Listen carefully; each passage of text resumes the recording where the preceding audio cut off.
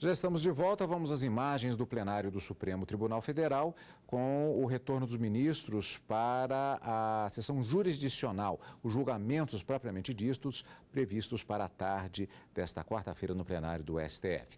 E já temos também, claro, a presença do representante do Ministério Público Federal para que tenhamos a realização da sessão da tarde desta quarta-feira, acompanhando, como você já sabe, ao vivo direto do plenário.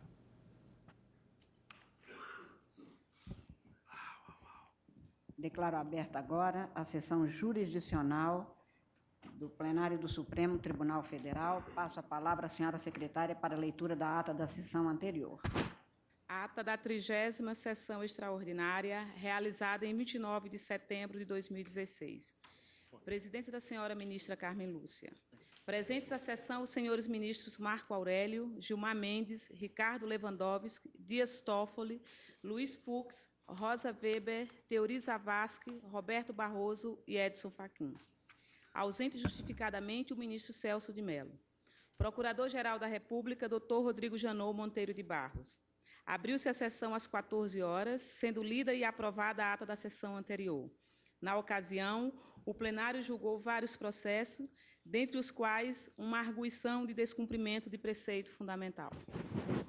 Indago dos senhores ministros se há alguma retificação, anotação, observação a fazer na ata, não havendo, declaro-a aprovada. Apregou para continuidade de julgamento a medida cautelar em ação declaratória de constitucionalidade 43, procedente do Distrito Federal, sendo relator o ministro Marco Aurélio, e a medida cautelar em ação declaratória de constitucionalidade 44, também procedente do Distrito Federal e também da relatoria do ministro Marco Aurélio. Tem-se nas anotações que, após o voto do ministro Marco Aurélio, relator, deferindo a cautelar, o julgamento foi suspenso, constando da papeleta todas as sustentações orais que foram proferidas. Também se tem na medida cautelar em ação declaratória de constitucionalidade 44, que após o voto do ministro Marco Aurélio deferindo a cautelar, o julgamento foi suspenso. Retomando agora, então, o julgamento dessas duas ações declaratórias de constitucionalidade, no que se refere à medida cautelar, passo a palavra ao ministro Edson Fachin para o seu voto. Senhora presidente, eminentes pares, saúdo em nome dos advogados que ocuparam a tribuna, me permite saudar o ilustre doutor Técio Lins e Silva, aqui presente, em nome dos advogados que nos honraram com as sustentações orais nessa tribuna. Cumprimento também o ilustre Procurador-Geral da República e, ao principiar o voto, senhor presidente, não posso deixar de cumprimentar o excelentíssimo senhor ministro Marco Aurélio, relator de ambas estas ações 43 e 44, ações declaratórias de constitucionalidade. Me permito, antes do voto que vou apresentar, senhora presidente, abrir uma pequena nota de rodapé mental, se Vossa Excelência me permitir, para cumprimentá-la pela sessão que acabamos de realizar em homenagem à Constituição. Receba, portanto, nossos cumprimentos pela oportunidade e pela iniciativa tomada no sentido de enaltecer a Constituição da República Federativa do Brasil. E, por igual, senhora presidente, também pelo zelo na composição da pauta desta data, principiando com essas ações declaratórias de constitucionalidade, que verticalizam, independentemente da opinião que prevalecerá neste colegiado, mas que verticaliza um tema de relevo constitucional indiscutível, bem como, me permito reiterar, senhor presidente, também o item 3 da pauta tem dignidade constitucional desta matéria, sem embargo, de ser da minha relatoria, essa extradição 1362, mas trata de tema que, se o tempo não permitir ser chamado a julgamento na data de hoje, eu reiteraria o exame de Vossa Excelência para, eventualmente, principiarmos na sessão de amanhã com este tema. Trata-se de extraditando que está preso há cerca de 2 anos. Discute-se aqui um tema relevantíssimo também no layout constitucional, que é a questão dos delitos de lesa humanidade e a sua imprescritibilidade. Portanto, renovo este apelo em relação ao item 3 que consta desta pauta. Quanto ao tema em questão, senhora presidente, principio o voto dizendo o seguinte: 28 anos completa a Constituição da República, o que é motivo de gáudio para a sociedade brasileira. Nossa compromissória Constituição, como se sabe, foi produzida num democrático ambiente de dissensos, o que nos legou um texto eclético onde coabitam concepções ideológicas, avanços civilizatórios e desafios hermenêuticos. Sob suas luzes se alçam soluções e se instalam controvérsias. No âmbito da política criminal, por exemplo, há quem veja nos aparelhos repressores do Estado a panaceia para qualquer infração à lei, cuja solução seria a violência estatal própria da prisão. Outros, diversamente ao oposto, por pior que seja o crime cometido, pregam a extinção da pena privativa de liberdade, representativa de uma violência que julgam sempre irracional, desnecessária e ineficaz. Aspectos relevantes dessas duas concepções, dentre outras, intentam encontrar igual guarida no texto constitucional.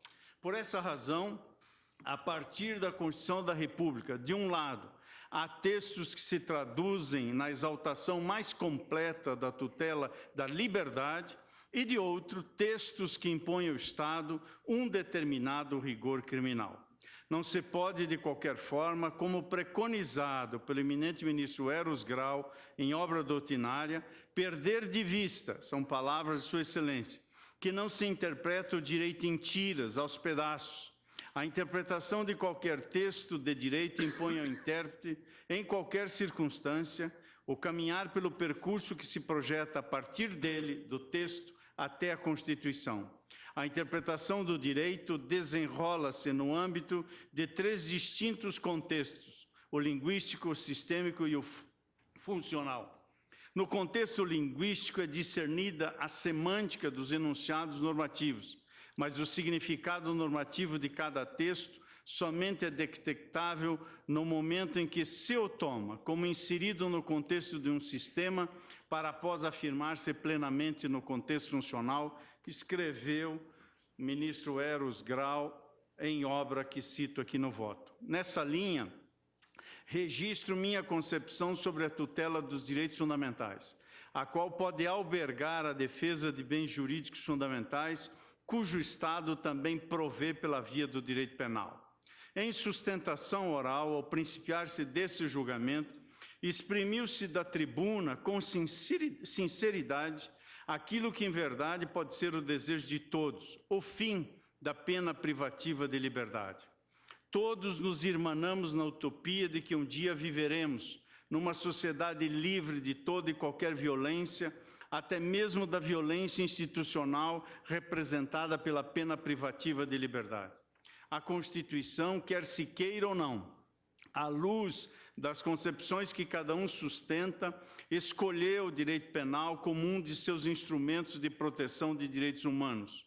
Deslegitimar o direito penal como um todo, com a devida vênia, não encontra guarida na Constituição. Há inúmeros dispositivos constitucionais que invocam expressamente a proteção penal.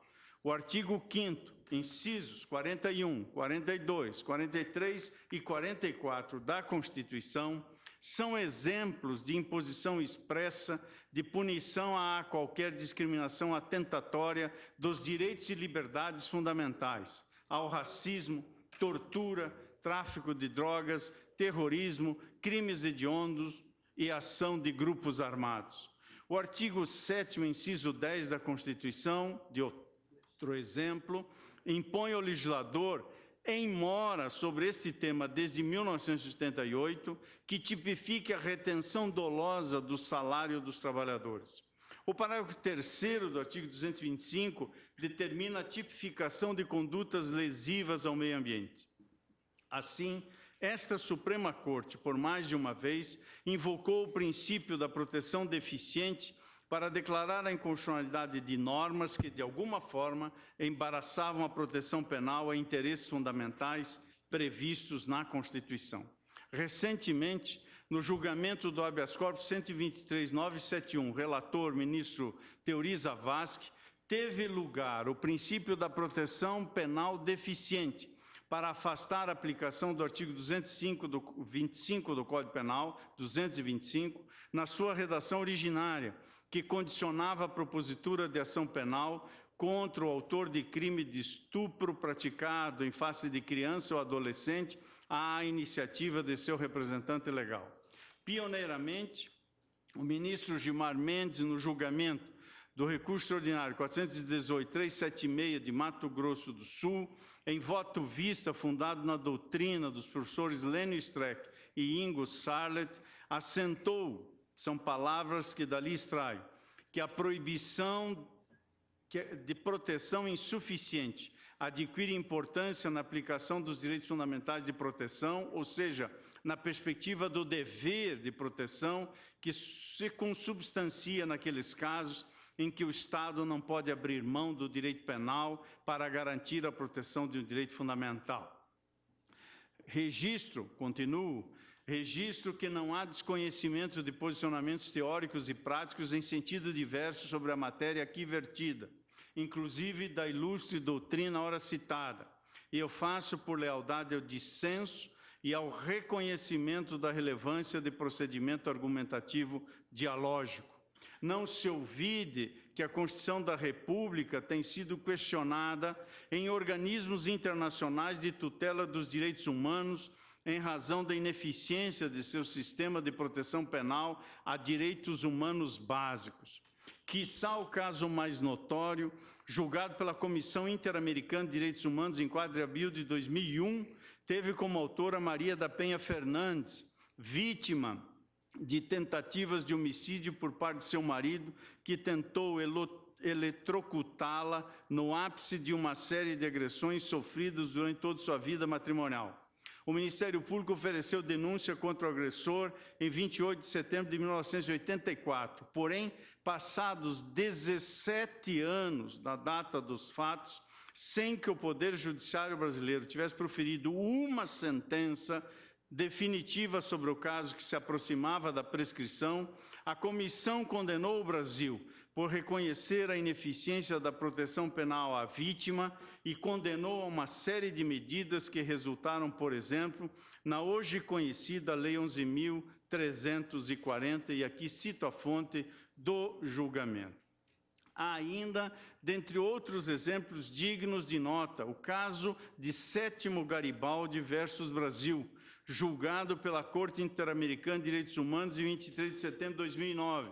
A Corte condenou o Brasil por reconhecer a inefetividade do Estado brasileiro em oferecer uma resposta para a morte de Sétimo Garibaldi, ocorrida em 27 de novembro de 1998, no município de Querência do Norte, no estado do Paraná, onde foi vitimado.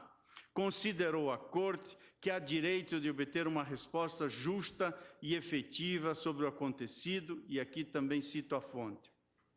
A morosidade judicial em apresentar soluções a casos criminais que decorrem de intensa violação a direitos humanos levou à condenação do Brasil pela Corte Interamericana de Direitos Humanos em 4 de julho de 2006, no caso Ximenes Lopes versus Brasil.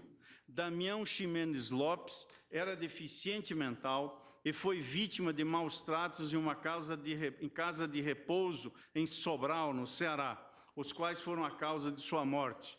Na condenação, dentre outras razões, a Corte considerou violados os direitos e garantias judiciais à proteção judicial em razão da ineficiência em investigar e punir os responsáveis pelos maus tratos e óbito da vítima.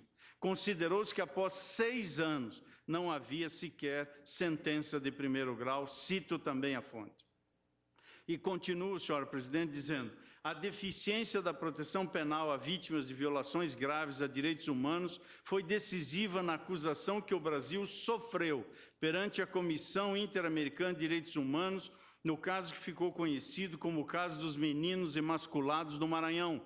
Entre 1991 e 2003, uma série de homicídios foi praticada no Maranhão contra crianças de 8 a 15 anos. Apurou-se o total de 28 homicídios, tendo a maioria dos corpos sido encontrada com as genitais mutiladas. O Brasil restou firmando acordo e reconheceu a ineficiência da proteção penal às vítimas, assumindo uma série de compromissos em decorrência disso, e cito aqui a fonte. Digo isso, senhora presidente, para rechaçar a pecha de que esta Corte, em 17 de fevereiro próximo passado, ao julgar o habeas corpus 126.292 de São Paulo, sucumbiu aos anseios de uma criticável sociedade punitivista, comprimindo direitos humanos num ambiente de histeria.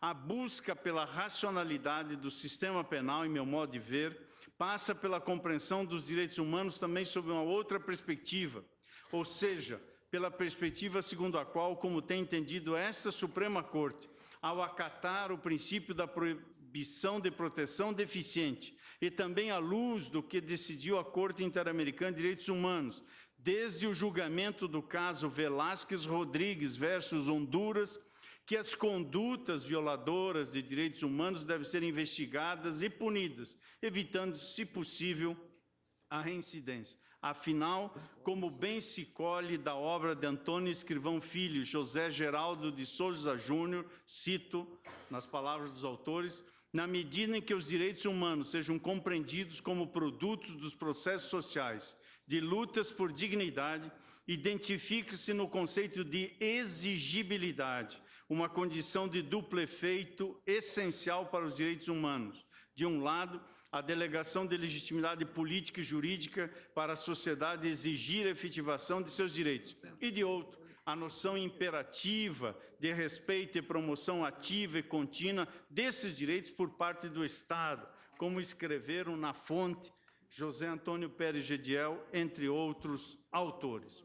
Outra questão, senhora presidente, que se me afigura importante destacar é que, ao contrário do que se aventou da tribuna em memoriais com toda a vênia, creio não ter tido este Supremo Federal em conta, em 17 de fevereiro próximo passado, ao julgar o habeas a que já me referi, as preocupações legítimas da sociedade com a baixa eficácia do sistema punitivo quanto à denominada criminalidade, entre aspas, do colarinho branco. Essas não foram e não são a essência desse entendimento. Estou convicto que o enfrentamento do crime, qualquer que seja, se faz dentro das balizas constitucionais. Cabe ao Poder Judiciário assegurar que os órgãos de persecução se comportem de acordo com a Constituição e as leis da República. Abuso de poder, inclusive e especialmente do Poder Judiciário, não podem ser tolerados e cumpre coibir onde e quando houver. Digo isso porque não sou adequada a decisão desta Corte que vale apenas para uma determinada modalidade de crime, como se chega a sugerir. A interpretação do princípio da presunção de inocência deve ser uniforme a todos os cidadãos, qualquer que tenha sido o crime que cometeram ou estejam sendo acusados de cometer. Importante destacar que a decisão de reverter a compreensão adotada em 2009 já vinha se pronunciando antes mesmo de qualquer situação decorrente dos acontecimentos mais recentes ligados à corrupção e lavagem de dinheiro.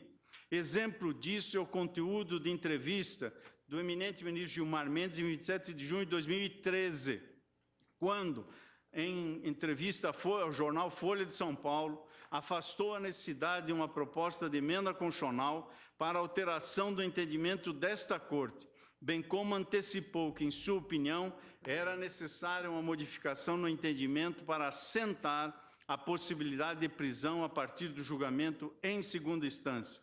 Naquela oportunidade, assim se manifestou o ministro.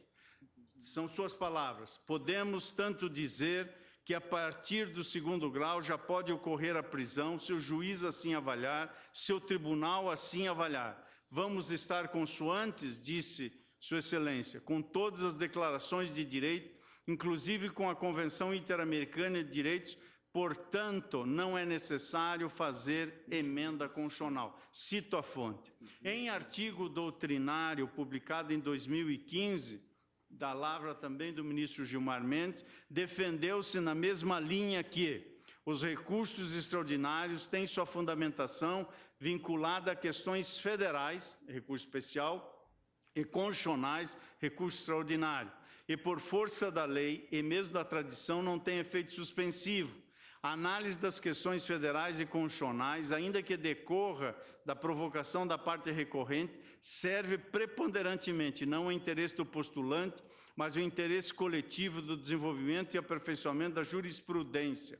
Nesse estágio, é compatível com a presunção de não culpabilidade determinar o cumprimento das penas, ainda que pendentes recursos. Está na obra em homenagem ao ministro Marco Aurélio Melo, as páginas 39 e 40. Continuo dizendo que esta Suprema Corte retomou em fevereiro um entendimento que vigorou desde a promulgação da Constituição de 1988 até 2009, por quase 21 anos, portanto, segundo o qual o efeito meramente devolutivo dos recursos especial e extraordinário não colide com o princípio constitucional da inocência, da presunção de inocência, previsto no artigo 5º, inciso 42 da Constituição Federal. Como se vê, 21 anos dos 28 que hoje completa a Constituição registrou essa compreensão.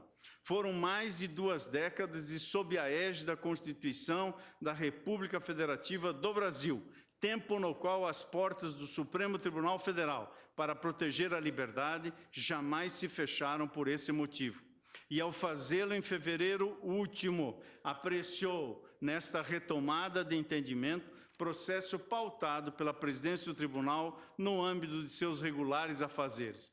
Sendo assim, senhora presidente, peço vênia ao eminente relator para, uma vez mais, reafirmar o voto que proferi em 17 de fevereiro próximo passado, quando esta Corte, ao julgar o habeas a que já mencionei, assentou a tese segundo a qual a execução provisória de acórdão penal condenatório, proferido em grau de apelação, ainda que sujeito a recurso especial extraordinário, não compromete o princípio constitucional da presunção de inocência, afirmado pelo artigo 5º, inciso 42, da Constituição Federal. Nessa linha, reitero em totum o voto que proferi naquela sentada, consignando que não considero a decisão proferida por este egrégio plenário contrastante com o texto do artigo 283 do Código de Processo Penal. Com a devida vênia de quem eventualmente conceba de forma diversa, considero haver um agigantamento dos afazeres deste Supremo Tribunal Federal, que decorre da própria forma como esta Corte interpreta determinadas regras constitucionais. Não faço aqui apologia daquilo que se costuma denominar de jurisprudência defensiva. Todavia, quero dizer que, dentro daquele espaço que a Constituição outorga ao intérprete uma margem de conformação que não extrapola os limites da moldura textual, as melhores alternativas hermenêuticas, quiçá são, em princípio, as que conduzem a reservar a esta Suprema Corte primordialmente a tutela da ordem jurídica constitucional em detrimento de uma inalcançável missão de solver casos concretos. Por essa razão, interpreto a regra do artigo 5º, inciso 42 da Constituição, segundo a qual ninguém será considerado culpado até o trânsito em julgado de sentença penal condenatória, entendendo necessário concebê-la em conexão a outros princípios e regras constitucionais, que, levados em consideração com igual ênfase, não permitem a conclusão, segundo a qual, apenas após esgotadas as instâncias extraordinárias, é que se pode iniciar a execução de pena privativa de liberdade. Quando do julgamento do habeas corpus 123.292 ainda estava em vigor o artigo 27, parágrafo 2º da Lei 8.038, de 90, segundo o qual os recursos extraordinário e especial serão recebidos no efeito devolutivo.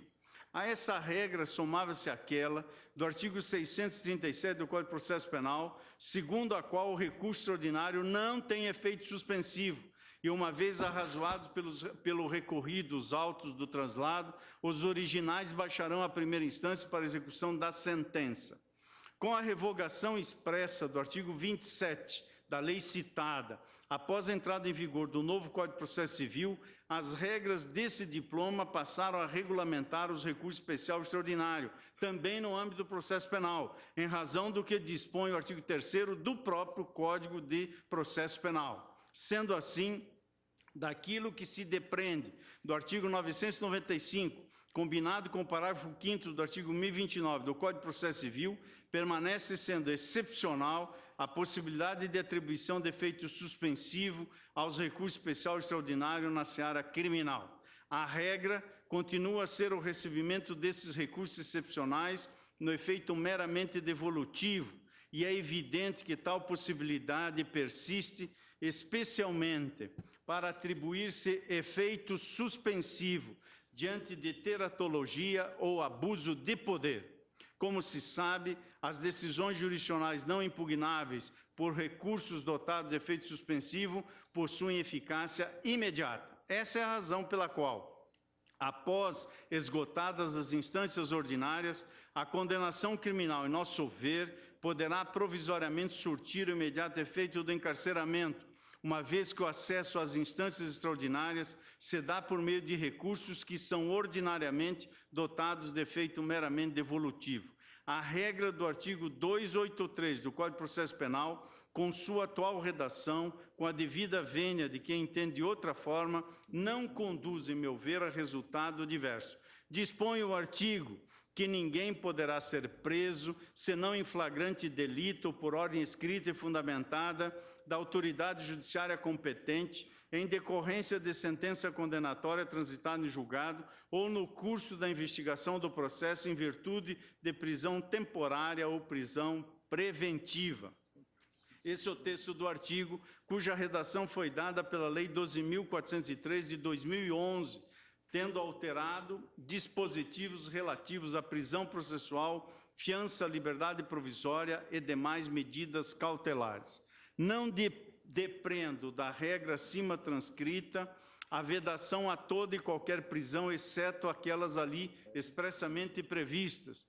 Tem-se sustentado que a exceção da prisão em flagrante, prisão temporária, prisão preventiva e prisão decorrente de sentença condenatória transitada em julgado, todas as demais formas de prisão restaram revogadas pela norma do referido artigo 283, tendo em vista o critério temporal de solução de antinomias previsto no parágrafo 1º do artigo 2º, na hoje chamada Lei de Introdução às Normas de Direito Brasileiro, a Lei 4.657/42, com esta nova denominação que a ela se deu pouco tempo faz.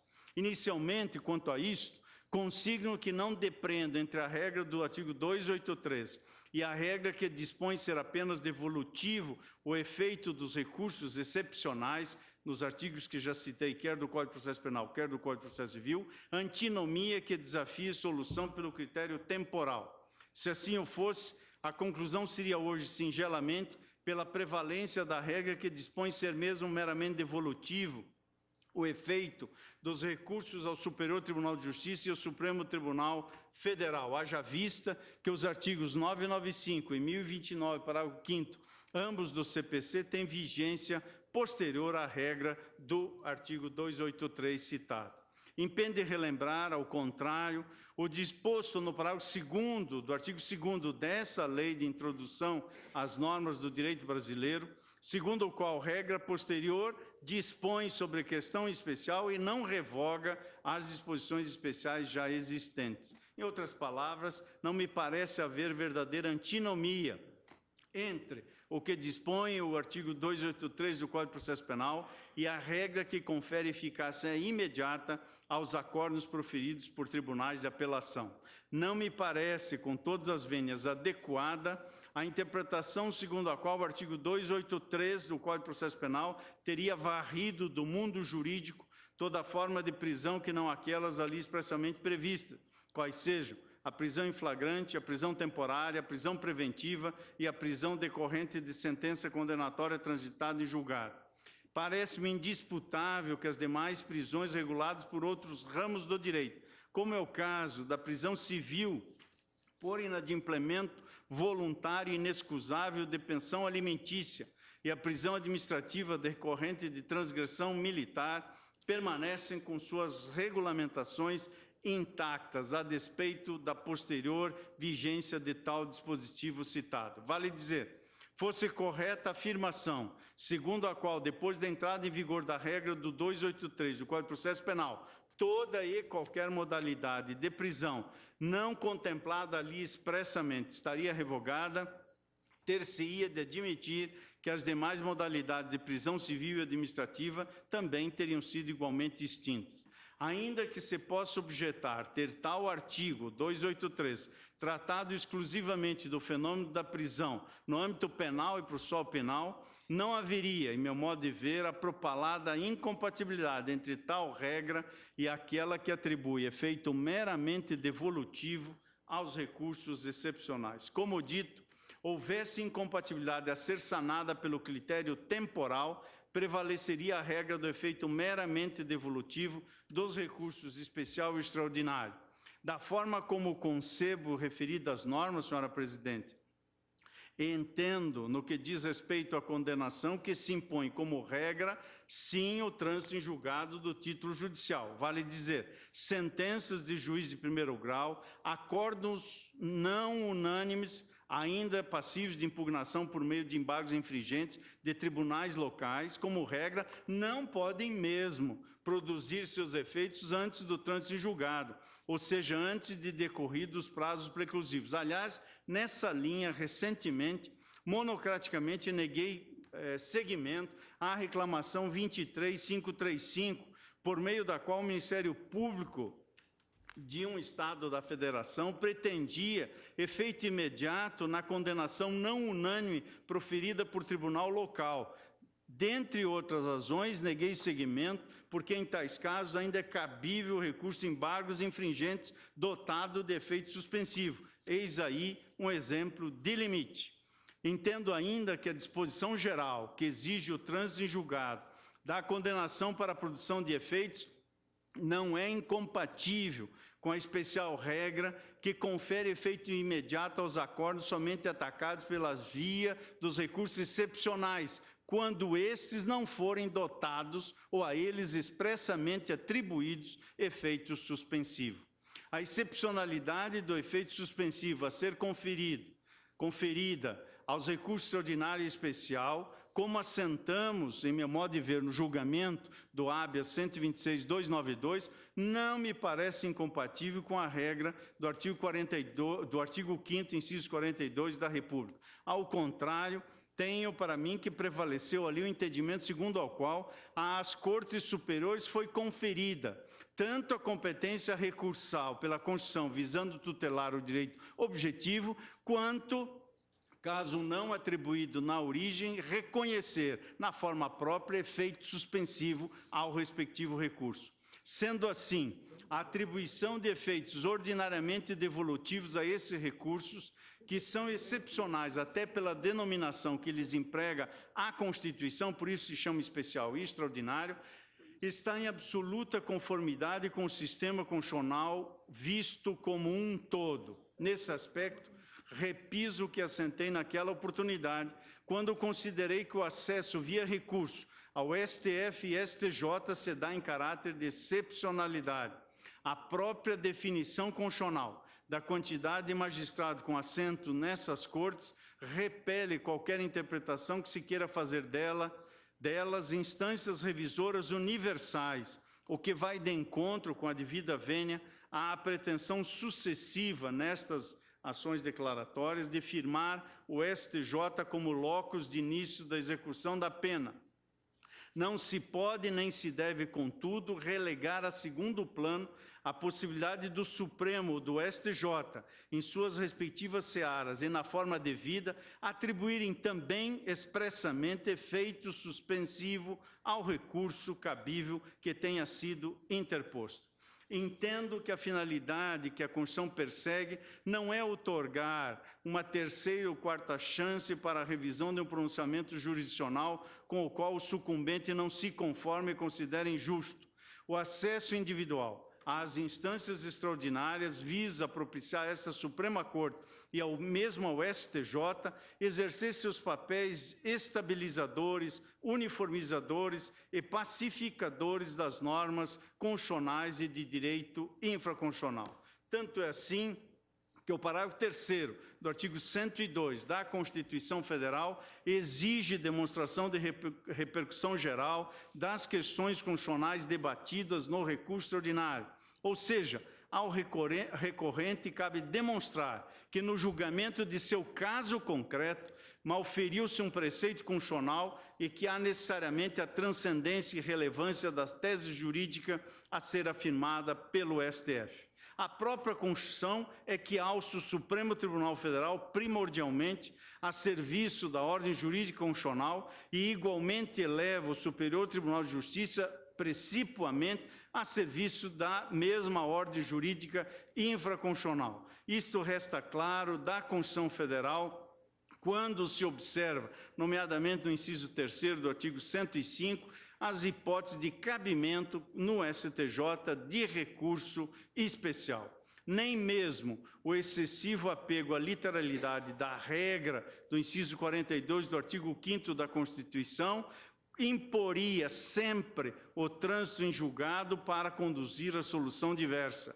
A opção legislativa de dar eficácia à sentença condenatória, tão logo confirmada em segundo grau de jurisdição e não mais sujeita a recurso com efeito suspensivo, parece-nos consentânea com a razão constitucional da própria existência dos recursos às instâncias extraordinárias.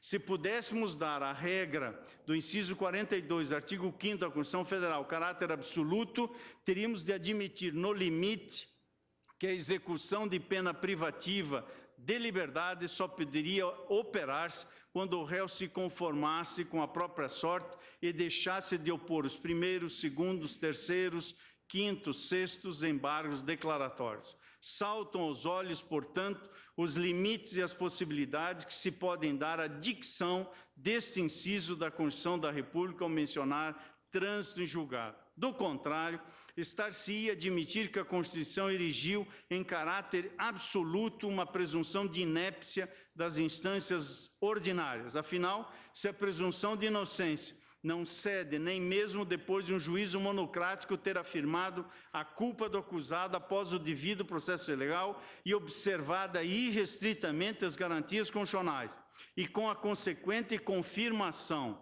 por parte de julgadores de segundo grau, soberanos na avaliação dos fatos, que não se colocam para as cortes superiores, soberanos na avaliação dos fatos, e integrantes de instância à qual não se opõem limites à devolutividade recursal, reflexamente, então, estaríamos a afirmar que a Constituição erigiu uma presunção absoluta de desconfiança às decisões provenientes das instâncias ordinárias. Não desconsidero, embora em homenagem à grande maioria da magistratura brasileira, devo ressaltar que isso é excepcional, a existência mesmo de decisões teratológicas em sede jurisdicional, quer em primeiro e quer mesmo em segundo grau de jurisdição. Abro aqui um parênteses para homenagear o empenho dos Amici Curiae, que vem à tribuna sustentar uma preocupação que é de todos. Registro aqui, senhora presidente, que recebi memoriais com números e dados estatísticos apontando uma taxa de sucesso considerável, especialmente por parte das defensorias públicas da União, do Estado de São Paulo e do Estado do Rio de Janeiro perante os tribunais superiores. A despeito de maiores explicações sobre a metodologia aplicada na obtenção dos dados, considero-os importantes, mas não posso deixar de expressar algumas observações e dúvidas a respeito deles, e principalmente porque elencados sem maiores detalhamentos naquilo que poderia ser útil ao julgamento da presente causa. Por exemplo, sobre dados, ainda que controvertidos, apresentados nas iniciais, fundados em pesquisa da Fundação Getúlio Vargas, a respeito de previsões catastróficas sobre a futura superpopulação carcerária que adviria com a aplicação do entendimento que ora agasalho, e aqui cito o entendimento que está impugnado, por assim dizer, num texto que veio anexo a um memorial da sempre laboriosa Defensoria Pública do Estado do Rio de Janeiro, e esse estudo da FGV, coordenado pelo professor Ivar Artmann, menciona o percentual de 0,6%. Tome-se ainda, por exemplo, outros dados da Defensoria Pública do Estado do Rio de Janeiro. Informa que analisou 1.476 processos, nos quais foi requerente junto ao Superior Tribunal de Justiça entre março e dezembro de 2015. Desses, apenas 896 requeriam absolvição, redução da pena ou atenuação do regime, já que os demais se referem à execução criminal, prisões provisórias e nulidades processuais. Dos 896 feitos, 42%, ou seja, 377 eram recursos especiais ou agravos em recursos especiais, os demais habeas corpus. Note-se que a decisão desse colegiado não altera a forma como usualmente se tem enfrentado o habeas. Dentre os 377 recursos ao STJ, segundo o memorial da Defensoria, 41%, ou seja, 155, resultaram em solução favorável no que diz respeito à libertação dos representados.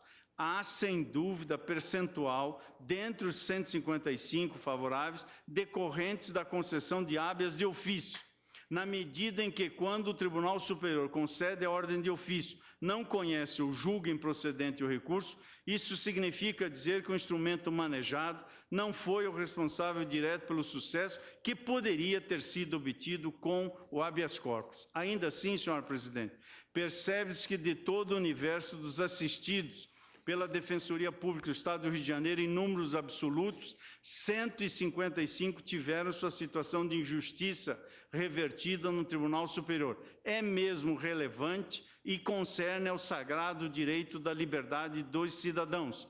É um dado, ainda que potencializado pelo discurso estatístico, importante, que deveria e deve ser objeto de preocupação dessa Suprema Corte, em sede da execução desse julgado, seja qual for a conclusão majoritária que se chegar, ainda que não fossem 155, mas sim um único cidadão vítima de injustiça.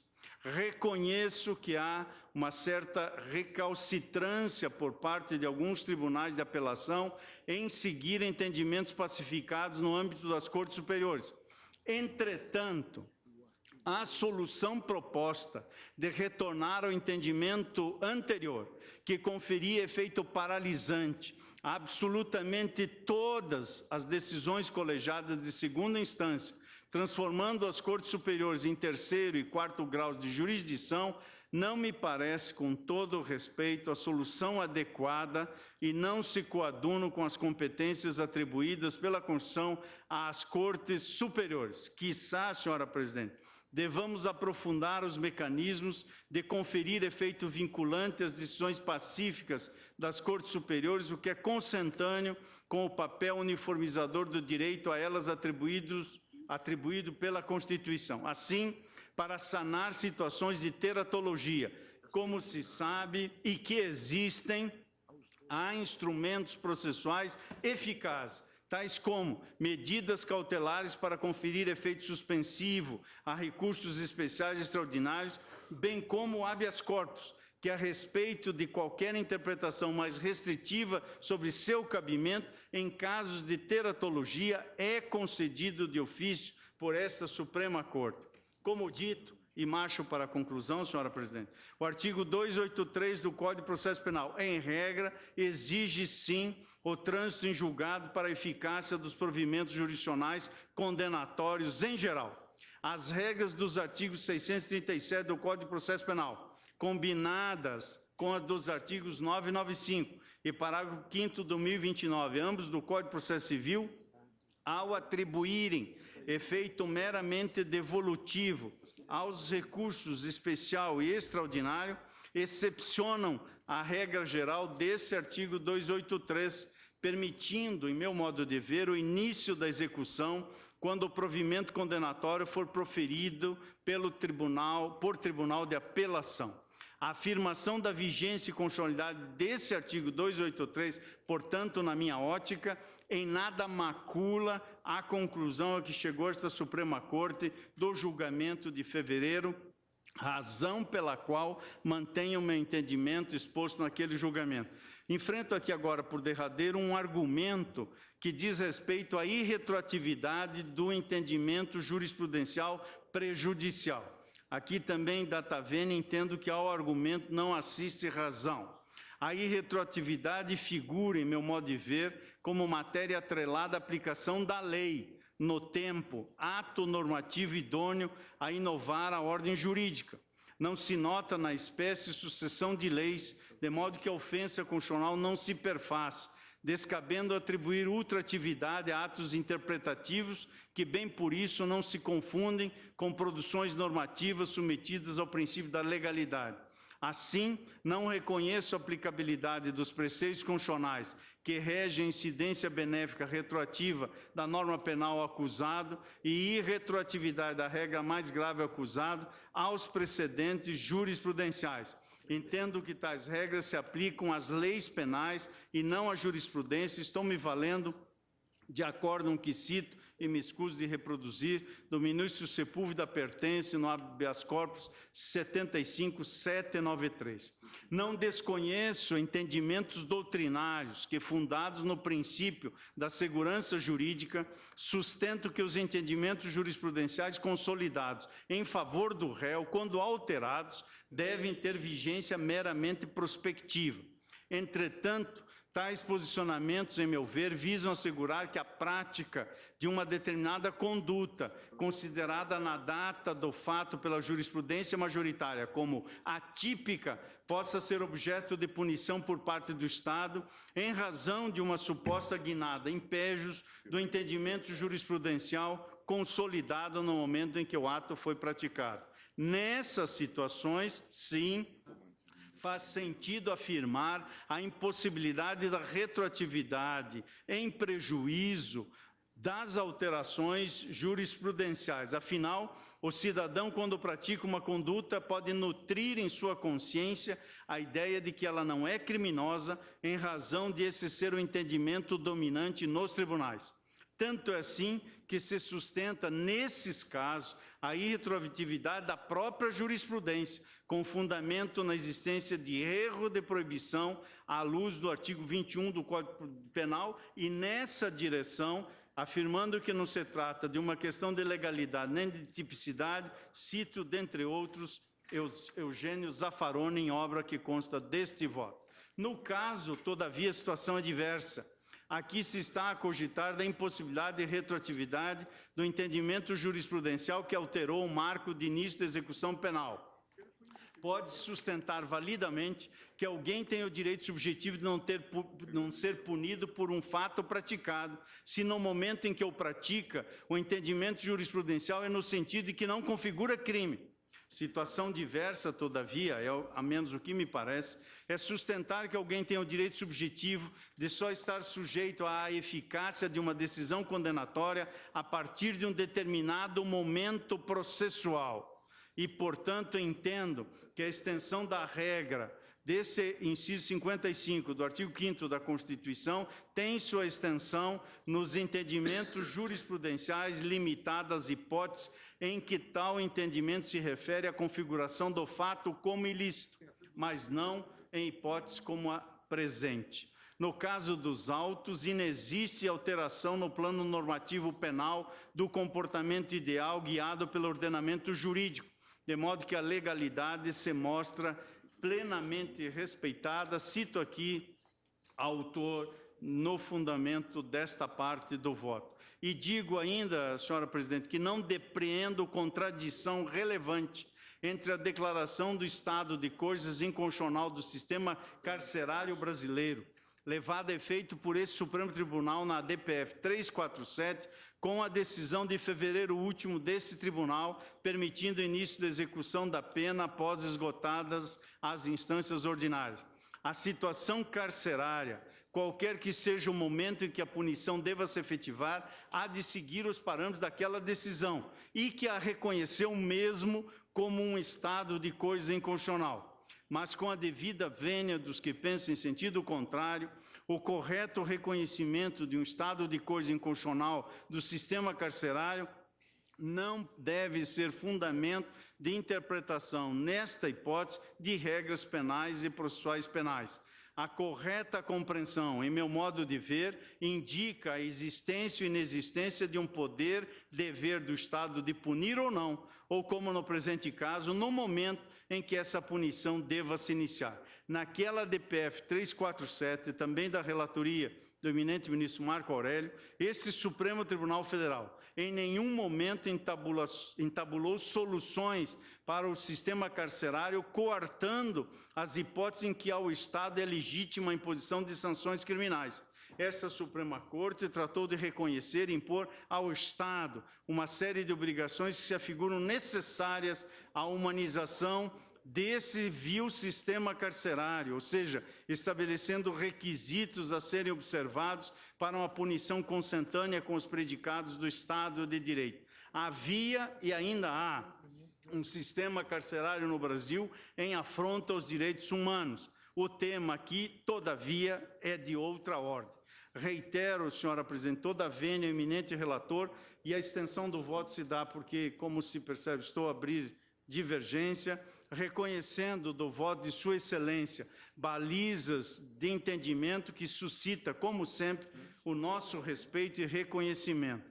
Nada obstante, outra se me afigura a solução à hipótese, sem destoar da proteção à liberdade, às garantias constitucionais e ao princípio da inocência. Posto isso, voto por declarar a constitucionalidade do artigo 283 do Código de Processo Penal, com interpretação conforme a Constituição, que afasta aquela conferida pelos autores nas iniciais dos presentes feitos, segundo a qual referida norma impediria o início da execução da pena, tão logo esgotadas as instâncias ordinárias, assentando nessa declaração, portanto, de conformidade, senhora presidente, estou propondo seja assentado que é coerente com a Constituição o principiar de execução criminal quando houver condenação confirmada em segundo grau, salvo atribuição expressa de efeito suspensivo ao recurso cabível. É como voto e, de consequência, com todas as vênias, eminente relator, proponho indeferimento da cautelar requerida. Agradeço a Vossa Excelência. Ouvimos o ministro Roberto Barroso. Presidente.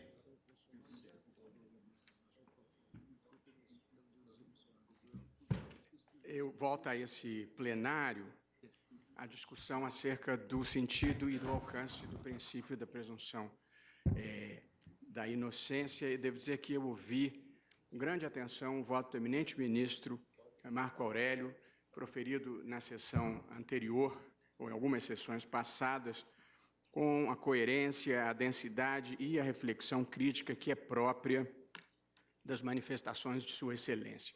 E ouvi agora também um voto primoroso do eminente ministro Luiz Edson Fachin, que escutei também com prazer e proveito. Eu vou juntar, presidente, um voto escrito, analítico, que dividi em 3 partes e do qual pretendo fazer um resumo aqui nesta sessão. A primeira parte do meu voto eu denominei contextualizando o debate. Gostaria de começar assinalando alguns exemplos que demonstram que o sistema não funciona. Alguns são exemplos conhecidos, mas com algumas facetas que eu gostaria de destacar. Há o caso amplamente divulgado do conhecido jornalista que matou a sua namorada com um tiro pelas costas e 10 anos depois do julgamento pelo tribunal do júri ainda estava em liberdade frequentando, de certa forma, os mesmos ambientes que o pai da moça. Eu resgatei, presidente, uma entrevista, uma declaração do pai da moça, em que ele diz o seguinte: um dia eu liguei para a casa dele, do autor do delito, e disse: você vai morrer igual a um frango, eu vou cortar o seu pescoço. E continua ele, o pai da vítima: eu sonhava em fazer justiça por mim mesmo. Era só pagar R$5.000 a um pistoleiro. Quem tirou essa ideia da minha cabeça foram os advogados. Portanto, eu considero que o sistema que nós tínhamos, presidente, não era garantista. Era um sistema grosseiramente injusto, que remetia as pessoas à tentação da justiça privada, da vingança privada, da justiça pelas próprias mãos. Há um segundo exemplo, eu coligi no meu voto inúmeros, mas vou pontuar apenas 3 deles. De um conhecido empresário condenado por um desvio de quase 170 milhões, que frequentava regularmente os ambientes num carro de luxo, bebendo vinhos de alto custo e distribuindo gorjetas fartas, passando a ideia de ser um homem vitorioso, porque, passados anos da sua condenação, o episódio se deu em 1992, a decisão só transitou em julgado em 2016, depois de 34 recursos. De modo que nós tínhamos um sistema que não era garantista. Era um sistema que fazia a sociedade acreditar que o crime compensa, porque as pessoas se beneficiam dele e trafegam impunemente por longo período. E apenas para mencionar o terceiro exemplo, presidente, dos muitos que cito no meu voto, um suplente de deputado federal encomendou a morte da titular do cargo a um pistoleiro, que foi além da conta e matou a deputada, o marido e 2 outras vítimas. Em seguida, ele assumiu o mandato parlamentar no lugar da vítima e esteve em liberdade até o seu julgamento. O fato foi em 1998 e o julgamento só ocorreu mais de 13 anos depois, em 2012. Portanto, nós tínhamos um sistema de justiça que não era garantista. Era um sistema de justiça em qualquer tipo de barbárie, qualquer tipo de comportamento primitivo, de alguma forma, beneficiava o infrator. E este caso, só para fazer um parêntese, ainda remete a 2 reflexões importantes. Primeiro, julgamento pelo júri. O júri é soberano, condenação pelo tribunal do júri. Eu acho que a execução da pena deve ser imediata, para fazer esse parêntese. E segundo, a ideia de que se deva aguardar o trânsito em julgado da decisão de pronúncia faz com que passem 5, 8, 10 anos até o julgamento pelo júri. Fecho o parênteses. Portanto, presidente, os casos se multiplicam, casos de mau funcionamento da justiça e de frustração do sentimento de justiça que qualquer pessoa traz dentro de si. Eu não vou continuar exemplificando, mas no dia de fevereiro que nós julgamos o habeas corpus da relatoria do ministro Theory, em que se alterou a jurisprudência, estava na pauta um habeas corpus da relatoria da ministra Rosa Weber, homicídio qualificado cometido em 1991. Em 2016, depois de todo tipo de recurso que alguém possa imaginar, a decisão ainda não havia transitado em julgado, embora o réu tivesse sido condenado pelo tribunal do júri em 1995. Punir em 2016 um crime cometido em 1991 não atende a nenhuma demanda de justiça da sociedade brasileira. Quem quiser ler essa história, não nos números frios de um processo mais humanizado, há uma matéria primorosa, foi publicada na revista Época pelo jornalista Vinícius Gorseski, e a gente verifica que quando você coloca nomes, sentimentos, inconformismos, o sistema parece ainda pior do que verdadeiramente é. Portanto, presidente, eu assento o meu voto sobre a primeira premissa de que o sistema de justiça brasileiro, como era, frustra, na maior medida possível, o sentimento de justiça e o senso comum de qualquer pessoa que tenha esses valores em conta. Gostaria de dizer, ainda nesta parte 1, que não acho que num país como com as circunstâncias do Brasil, o direito penal deva ser protagonista de coisa alguma, menos ainda com excesso de tipificações e com exacerbação de penas. O direito penal deve ser moderado, sério, mas moderado. Portanto, faz-se um país com educação de qualidade, distribuição de renda, debate público democrático. Porém, presidente, eu gostaria de destacar que em qualquer sociedade civilizada, o bem e a ética precisam de algum tipo de incentivo. E o direito penal desempenha este papel em alguma medida. E penso que, pelo fato de que o direito penal no Brasil não consegue punir em nenhuma medida um determinado tipo de criminalidade, isto funcionou como um incentivo amplo para uma delinquência generalizada em setores diversos da sociedade brasileira. Eu, como todos os meus pares, como toda a sociedade brasileira, vejo com desgosto e espanto que em qualquer espaço da vida brasileira e da administração pública brasileira que se destampe, existem coisas erradas e muito erradas acontecendo.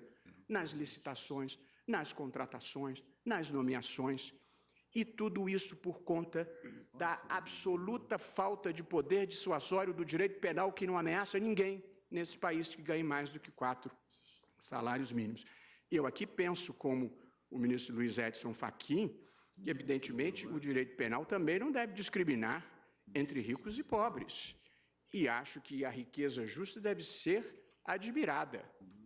Apenas nós temos um sistema penosamente inigualitário, em que a gente só consegue prender jovens por pequenos tráficos de entorpecente. Portanto, há um papel que o direito penal precisa desempenhar numa sociedade civilizada e democrática, que é o papel de prevenção geral. As pessoas tomam decisões na vida medindo incentivos e medindo riscos. Se os incentivos forem grandes, o ganho fácil e farto, e os riscos forem pequenos, absoluta impunidade, isso funciona como um elemento motivador da criminalidade e, portanto, eu acho que por isso nós chegamos à situação em que nós chegamos. E, portanto, é preciso restituir ao direito penal este papel mínimo de prevenção geral, seja para a criminalidade de colarinho branco, seja para a criminalidade violenta, seja para qualquer tipo de criminalidade.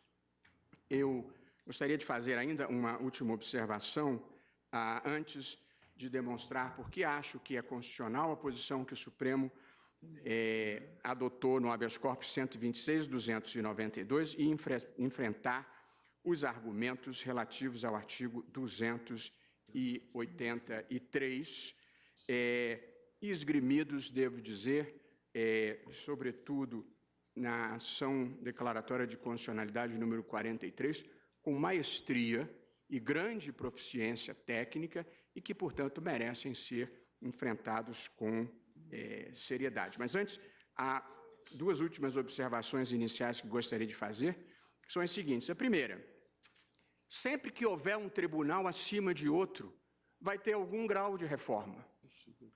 As pessoas simplesmente veem a vida de pontos de observação diferentes. De modo que aqui não é uma questão de justiça, é uma questão de competência. Quem é que vai dar a última palavra ou a palavra que pode ser executada? E segundo, eu preciso dizer e compartilhar com todos, juízes e advogados, um certo espanto que senti, em geral, com um tratamento de imenso desprezo e desprestígio aos tribunais de justiça estaduais e aos tribunais regionais federais, que são tratados como absolutamente incapazes de produzir justiça e julgamentos com um mínimo grau de qualidade. Quer dizer, ou esses tribunais funcionam muito mal, e nós precisamos voltar a nossa atenção para aprimorá-los, ou a crítica é excessiva e injusta e merece ser revista. Mas o nível de desimportância que se quer atribuir aos tribunais estaduais e regionais federais me parece incompatível com a dignidade que a justiça deve ter em todas as suas instâncias. Passo, presidente, à segunda parte do meu voto, em que discuto um pouco por que considero que foi acertada a virada jurisprudencial que o tribunal patrocinou. Como todos sabemos, sob o início de vigência da Constituição de 1988, foi pontuado no voto excepcional do ministro Luiz Edson Fachin, e gostaria de dizer, porque o comentário é verdadeiro, e voto igualmente excepcional do ministro Marco Aurélio, apenas numa perspectiva diferente, que do início de vigência da Constituição de 1988 até 2009, vigorou, sem maior perplexidade, o entendimento de que era possível a execução depois da decisão de segundo grau.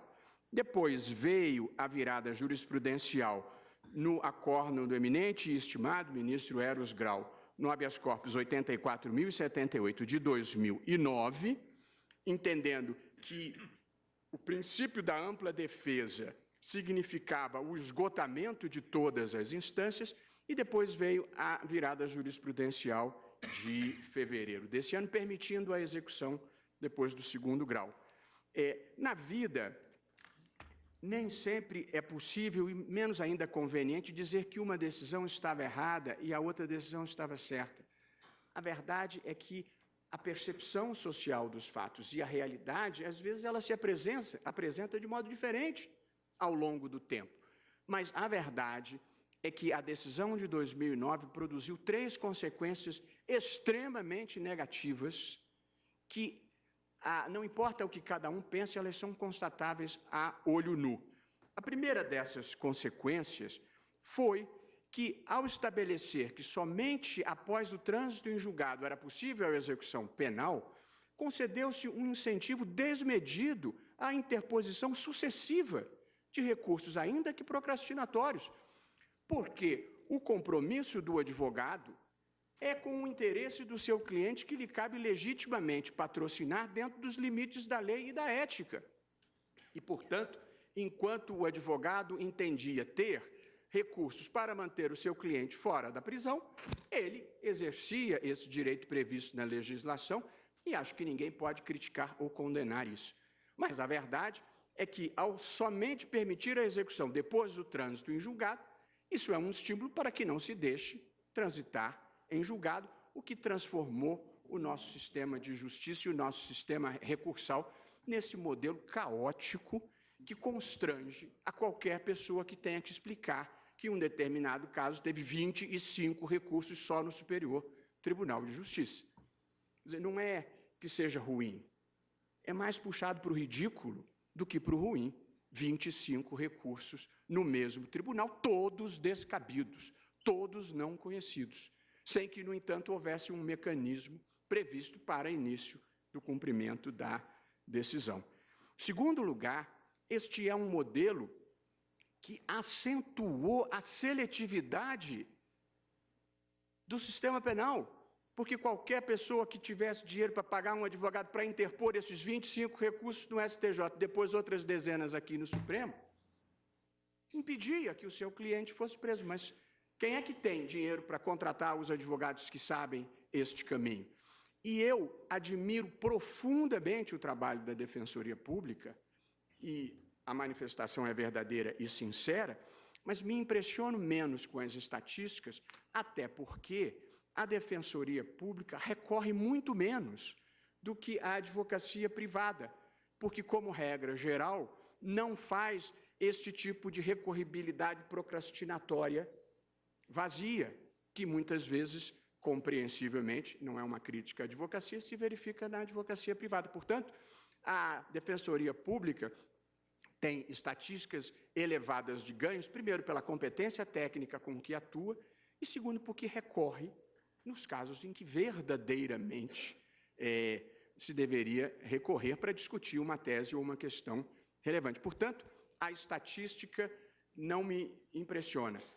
É claro que o fato de uma pessoa nesta vida ir presa injustamente me impressiona e me constrange. Mas não há sistema penal no mundo, trágica e infelizmente, que não tenha alguma margem de erro, e nós não fugimos a esta regra. Portanto, o segundo componente negativo foi a seletividade. E o terceiro, presidente, foi o agravamento, eu penso, do descrédito da sociedade no sistema de justiça. E se a sociedade desacreditar do sistema de justiça, você dá um incentivo à criminalidade. A sensação de que nada vai acontecer é um estímulo para que as pessoas façam coisas erradas. Eu dizia ontem na turma, alguém acha que em outros países do mundo as pessoas pagam tributo com minúcia e preocupação porque elas são bacanas, generosas? Não é verdade. Elas pagam é porque vão presas se sonegarem.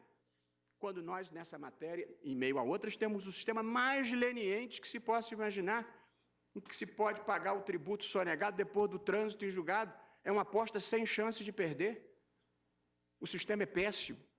E, de novo, para favorecer o andar de cima. Mas o que eu estava enfatizando aqui é que um sistema de justiça desacreditado pela sociedade aumenta a criminalidade. O CNJ divulgou que somente nos anos de 2010 e de 2011, a justiça brasileira deixou prescrever 2.918 ações envolvendo crimes de corrupção e lavagem de dinheiro. Percorre porque não consegue dar início à execução, prescreve porque não consegue dar início à execução. Portanto, presidente, um sistema de justiça desmoralizado não serve, evidentemente, para o judiciário, não serve para a sociedade, não serve para ninguém e não serve tampouco para a advocacia, tal como eu a entendo. Portanto, a mudança da jurisprudência do Supremo se deu dentro de um contexto em que a decisão anterior, defensável que seja e era, do ponto de vista técnico, produziu uma tal quantidade de consequências negativas para a sociedade brasileira que foi preciso revisitá-la e repensá-la. Por que penso que a decisão que o Supremo produziu no habeas corpus 126.293 era a decisão correta, presidente? E passando a esses fundamentos jurídicos. Em primeiro lugar, porque, com a devida vênia de quem pense diferentemente, a Constituição brasileira não condiciona a prisão ao trânsito em julgado de decisão. Pelo contrário, a norma da Constituição brasileira que cuida da prisão é o artigo 5º, inciso 61, que tem a seguinte dicção: ninguém será preso, senão em flagrante delito, hipótese 1, que até foi atenuada pela legislação, ou por ordem escrita e fundamentada da autoridade judiciária competente. Portanto, no direito brasileiro, o fundamento para a prisão é ordem escrita e fundamentada da autoridade, não é trânsito em julgado, tanto que tem prisão temporária, tanto que tem prisão preventiva. O artigo 5º, inciso 57, presidente, que é o que cuida do princípio da presunção da inocência ou da não culpabilidade, diz assim: ninguém será considerado culpado até o trânsito em julgado da sentença penal condenatória. Não diz que ninguém será preso, diz que ninguém será considerado culpado. Portanto, a culpabilidade é uma categoria diversa da possibilidade de se prender alguém, e a certeza jurídica acerca da culpabilidade de alguém só se estabelece depois do trânsito em julgado. Mas a possibilidade de prisão depende apenas da ordem escrita e fundamentada da autoridade. Portanto, a primeira observação que me parece própria fazer é que há equívoco na afirmação peremptória de que não se pode prender ninguém antes do trânsito em julgado com base na Constituição. O segundo fundamento que eu acho que legitima a decisão proferida pelo Supremo é a de que o princípio da presunção de inocência, como o nome sugere, é um princípio e não uma regra. A característica dos princípios é que eles podem ser ponderados com outros princípios, com outros valores constitucionais e que, portanto, têm a mesma estatura da presunção de inocência. Uma Constituição, observado pelos ilustres oradores que se manifestaram hoje na celebração que, em boa hora, o eminente presidente convocou sobre os 28 anos da Constituição de 88, desde o nosso querido decano até o eminente presidente da República, passando pelo Dr. Rodrigo Janot e pelo Dr. Cláudio Lamáquia, destacavam essa característica da Constituição brasileira, que é uma Constituição democrática e compromissória. Ela abriga valores contrapostos, valores que entram em tensão. Uma das maiores tensões que existem numa democracia é justamente o direito de liberdade em contraste com a pretensão punitiva do Estado. E, portanto, é preciso ter esses dois valores numa balança. Portanto, por ser um princípio e não uma regra, a presunção de inocência é ponderada e ponderável com outros valores do sistema, como a efetividade do sistema penal. Mas a efetividade do sistema penal, ela não é um valor em si. A efetividade do sistema penal é o valor ou o instrumento que protege a vida das pessoas para não serem assassinadas, é a que protege a integridade física das pessoas para não serem agredidas, é a que protege a integridade patrimonial das pessoas para não serem roubadas. Portanto, falar em efetividade do sistema punitivo não é falar numa abstração que envolva um poder do Estado, é falar na proteção de um conjunto de direitos fundamentais que precisa ser protegido pelo Estado, como a vida, a integridade, a propriedade e a moralidade administrativa. Portanto, o princípio da presunção da inocência é ponderado com esses princípios. Quando o processo começa, o princípio da presunção da inocência tem peso máximo. Ponderar é atribuir pesos a valores diferentes de acordo com circunstâncias e fatos. Pois bem, quando o processo começa, a presunção de inocência tem peso elevadíssimo. Mas, depois de uma condenação em primeiro grau, esse peso diminui. E depois da condenação em segundo grau, esse peso diminui mais ainda e sobe o peso do interesse do sistema em aplicar e fazer valer a norma penal. Portanto, o segundo fundamento constitucional, a meu ver, que legitima a prisão nesses casos, é que faz-se uma ponderação e depois da condenação em segundo grau, o peso da presunção de inocência ou não culpabilidade fica muito mais leve, muito menos relevante, em contraste com o peso do interesse estatal em que os culpados cumpram pena em tempo razoável, porque o sistema brasileiro, ou ele permite a prescrição, que desmoraliza a justiça, ou ele permite que a pena seja cumprida 10, 15, 20, 30 anos depois do episódio, reparação social, 20, 30 anos depois do episódio, pode até ser que seja injusta, porque a pessoa que está sendo encarcerada já não é nem mais a mesma, passados 30 anos daquele episódio. E o terceiro fundamento,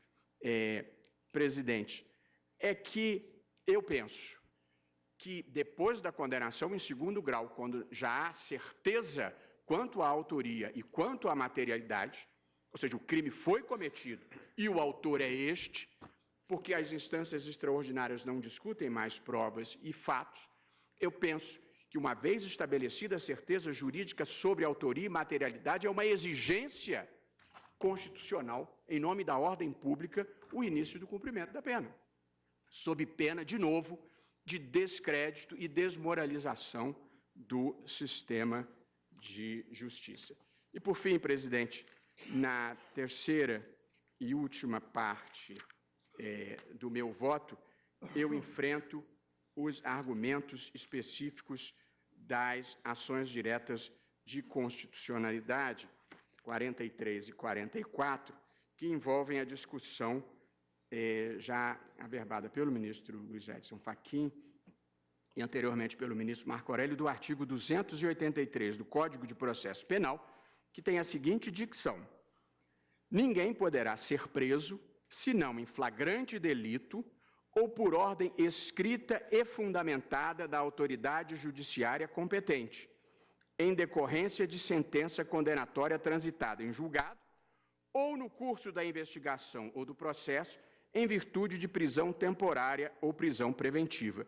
Gostaria de chamar a atenção de plano que o artigo permite expressamente a prisão, depois do trânsito em julgado, a prisão temporária e a prisão preventiva, e acho que é muito importante destacar esses pontos. Sem o trânsito em julgado, ela seria preventiva?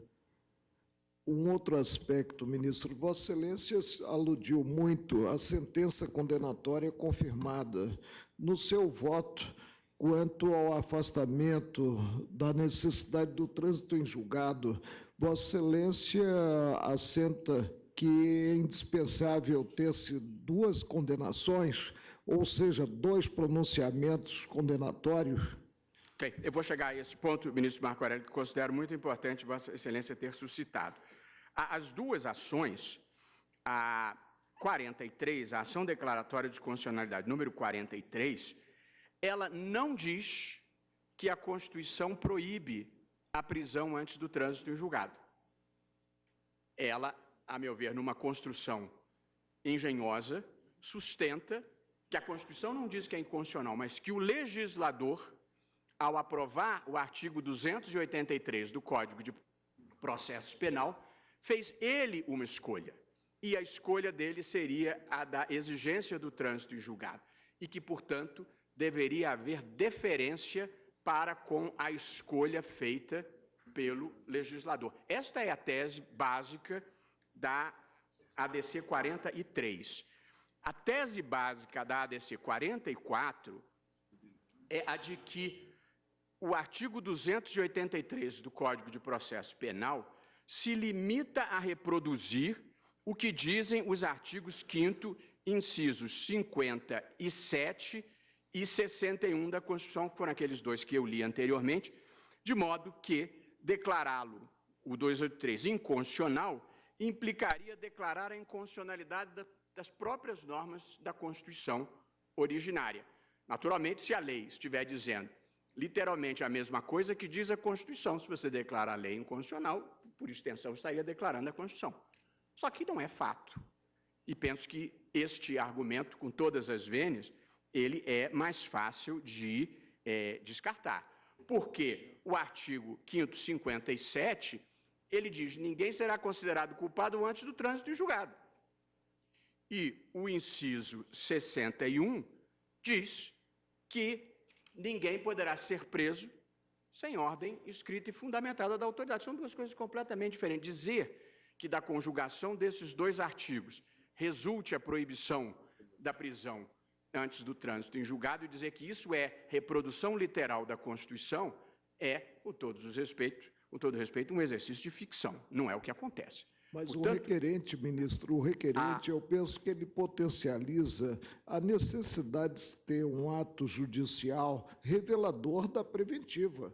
Nós concordamos, eu estou de acordo com Vossa Excelência. É possível a prisão, mas a prisão provisória, que é a prisão preventiva. Eu vou chegar exatamente nesse ponto, foi o que eu deixei para ir em seguida. Agora, a tese da ação declaratória de constitucionalidade número 43 é outra. E aí é preciso admitir que é razoável suspeitar, pelo menos, que uma das leituras possíveis do artigo 283 é que a prisão fica limitada às hipóteses de 1. Trânsito em julgado da condenação, 2. Prisão temporária e 3. Prisão preventiva. Esta é uma interpretação possível e razoável, mas não é a melhor. E aí eu espero ser capaz de demonstrar isso.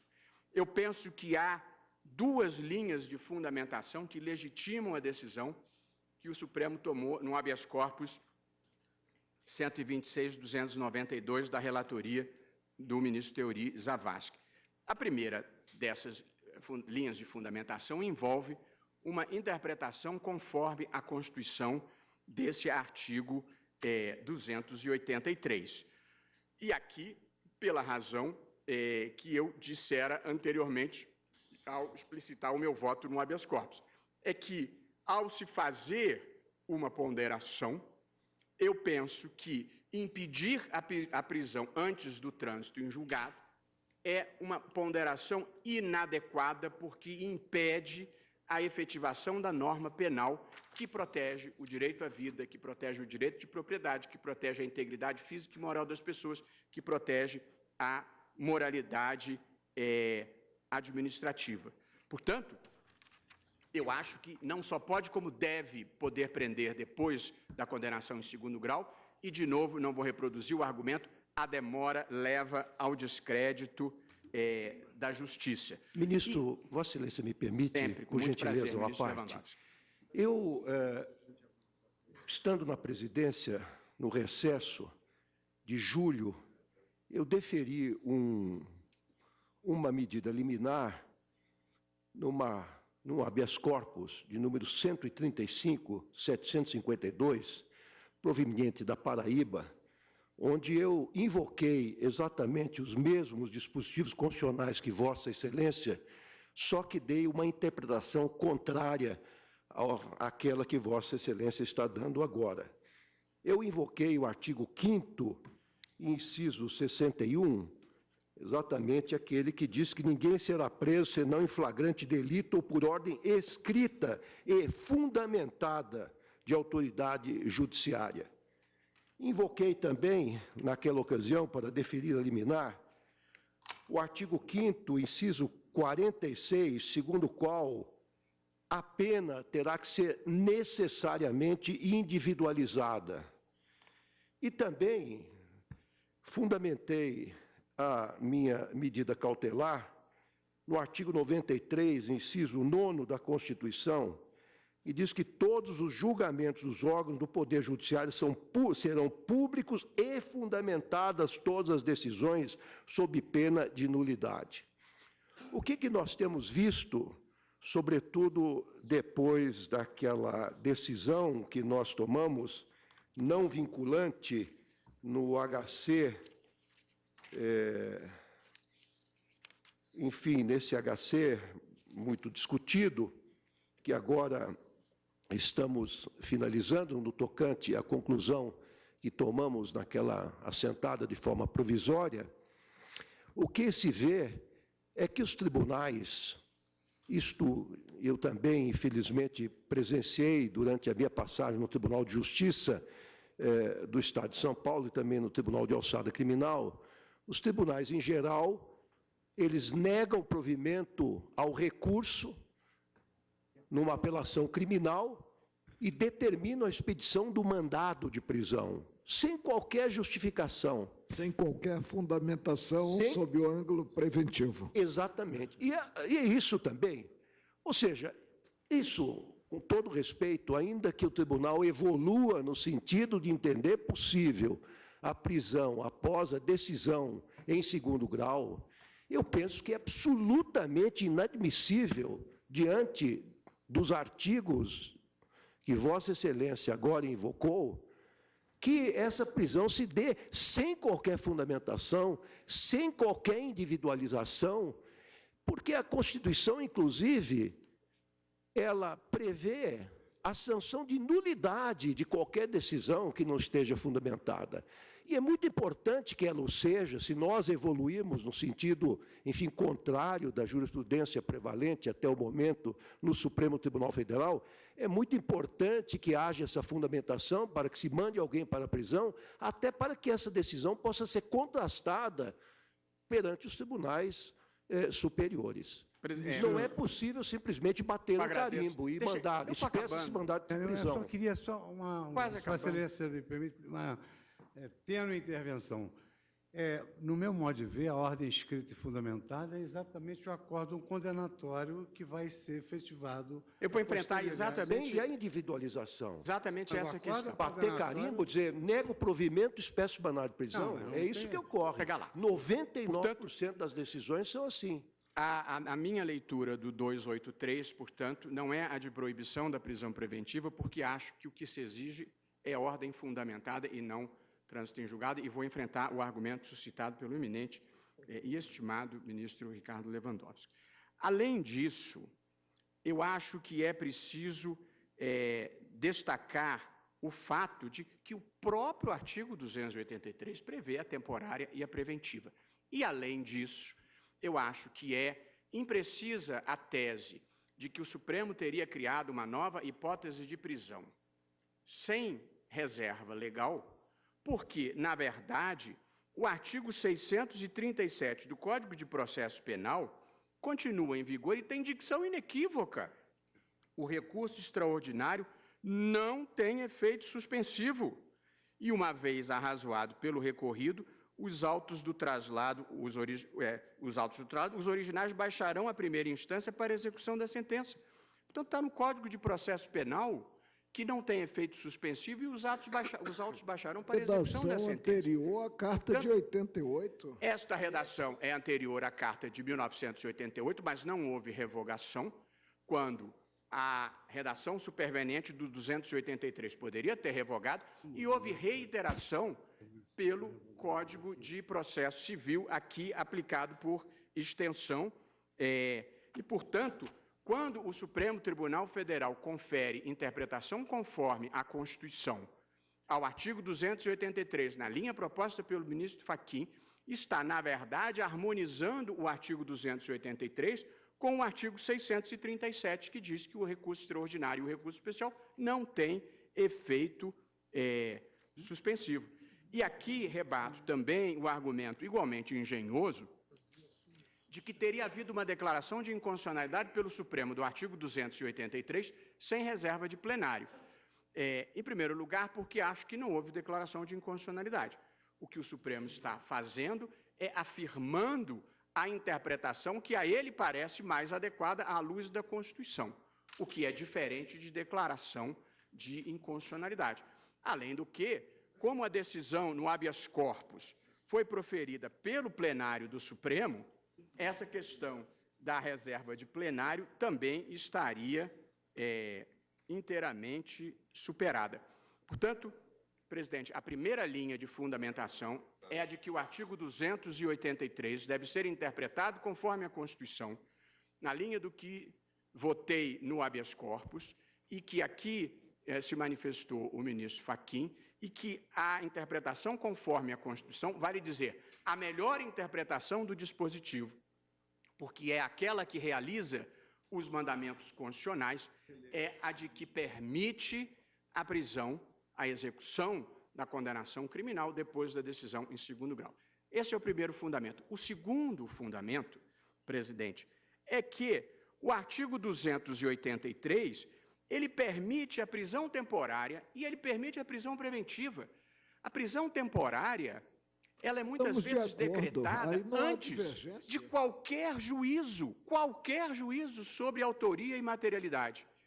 A prisão preventiva pode ser decretada antes que haja qualquer julgamento, seja de primeiro ou de segundo grau. Portanto, prender depois da condenação em segundo grau é menos do que prender preventivamente, é menos do que prender temporariamente. Portanto, eu acho que está perfeitamente dentro dos limites de sentido do 283, prender após a condenação em segundo grau, que o juiz pode, no início do processo, determinar a prisão temporária e prorrogá-la. O juiz pode, antes de qualquer sentença, determinar a prisão preventiva. E pessoas ficam presas muitas vezes anos. 40% da população carcerária está presa provisoriamente e está presa provisoriamente porque o sistema funciona tão mal e os juízes, convencidos de que o processo não vai acabar, acabam mantendo a prisão preventiva longamente porque aquela vai ser a única punição. porque se for esperar o final do processo de Aí é o julgado, ele nunca critério de chega. plantão, E, não é a portanto, ordem jurídica. assim não funcionará. Portanto, quando o artigo 283 prevê a prisão temporária e a prisão preventiva, eu acho que ele implicitamente legitima a prisão depois do segundo grau. Porém, mais do que isso, presidente, se quiser mais um último argumento. A prisão preventiva tem como um dos seus fundamentos a preservação da ordem pública. O Supremo, por jurisprudência torrencial, entende que um dos fundamentos de preservação da ordem pública é a credibilidade da justiça. E, portanto, eu considero que a execução da decisão depois da condenação em segundo grau está associada... Não conheço. É porque Vossa Excelência não leu o meu voto no habeas corpus Não, Vossa Excelência se referiu a garantismo. A partir da punição a ferro e fogo, é uma nova espécie de garantismo. Com inúmeros precedentes que entende que a credibilidade da justiça é um fundamento de ordem pública. E evidentemente que é. Se a justiça não for um componente da ordem pública numa sociedade civilizada, o que vai ser ordem pública? A justiça talvez seja o sentimento mais inato da condição humana. Qualquer pessoa que veja uma situação de injustiça, qualquer pessoa que veja um pai ter que conviver na mesma tribuna do Jockey Club ou na mesma arquibancada do Maracanã com o assassino da sua filha, entende o que é ordem pública. Assassino condenado e esperando 10, 15, 20 anos em liberdade. Eu não consigo imaginar nada mais sintomaticamente revelador de ordem pública do que uma situação como essa. Porém, ainda bem que não é apenas a autoestima. A prisão preventiva. E se a prisão preventiva tem como um dos seus requisitos a ordem pública, eu considero que executar a decisão condenatória do segundo grau é componente de ordem pública. Portanto, é possível também dar-se a interpretação de que o artigo 283 legitima a prisão preventiva depois da condenação de segundo grau. E aqui, ministro Lewandowski, enfrentando especificamente a questão que Vossa Excelência suscitou e respeitando o ponto de vista de Vossa Excelência, eu acho que a condenação em segundo grau, ela é, por si só, a justificação da prisão preventiva. Porque se nós formos admitir que a condenação em segundo grau não é por si só legitimação da prisão preventiva, nós vamos de novo reforçar a seletividade do sistema. Quem tem advogado, quem tem domicílio, quem tem todas as benesses que a vida ofereceu, vai ter o benefício de aguardar em liberdade, como sempre foi. E se o sistema não fosse ruim e não fosse usado abusivamente, se o Superior Tribunal de Justiça decidisse o recurso especial em 3 meses, eu talvez não tivesse dificuldade, mas ele decide em 5 anos, 3 anos. Portanto, o sistema ficou desmoralizado por esta circunstância.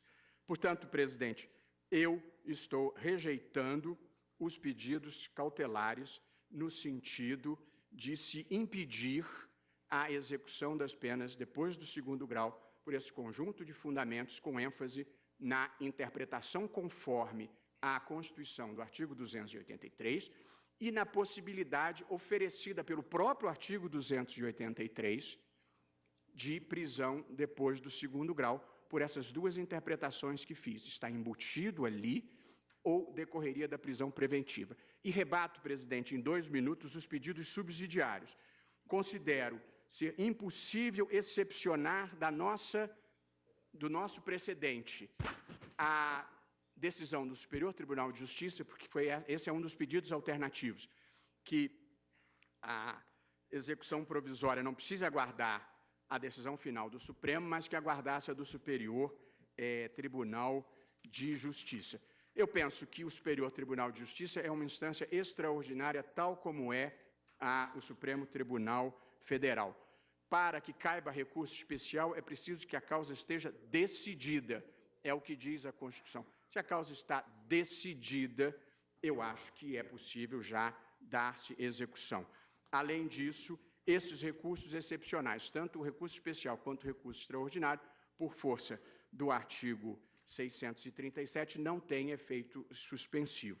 De modo que eu estou rejeitando esse pedido, igualmente bem formulado.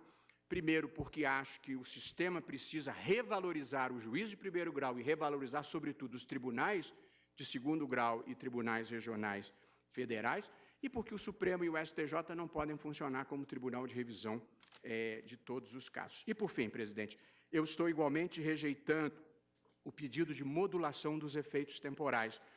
Um argumento bem lançado é o de que nós mudamos a jurisprudência afeta o sistema punitivo e ela, portanto, deveria ter efeitos prospectivos.